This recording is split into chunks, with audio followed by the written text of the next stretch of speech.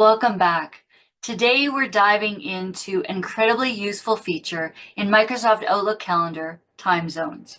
If you're dealing with meetings across different time zones, this feature is a game changer, especially for global teams. If you work with colleagues across different time zones, it can be difficult to find the right time to meet. You don't want to meet too early or you don't want to meet too late. And you don't want to look up the time zone every single time you book a meeting. The time zone feature in Microsoft Outlook Calendar allows you to set up 3 different time zones. Let me demonstrate how to set up these different time zones. Right now, you'll see that I only have one time zone to the left of my calendar. If I go to File, Options, choose Calendar,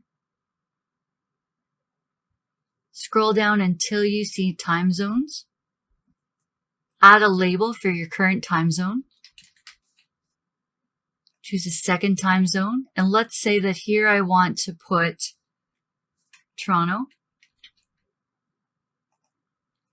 Here's Eastern time zone. Next, I want to choose Ireland.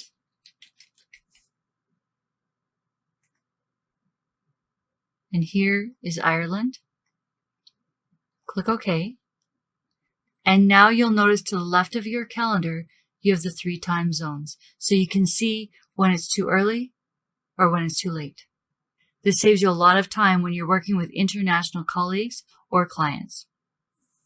When you schedule your meetings in Microsoft Outlook Calendar, it displays them in your calendar in your time zone and in your colleagues' calendar in their time zone.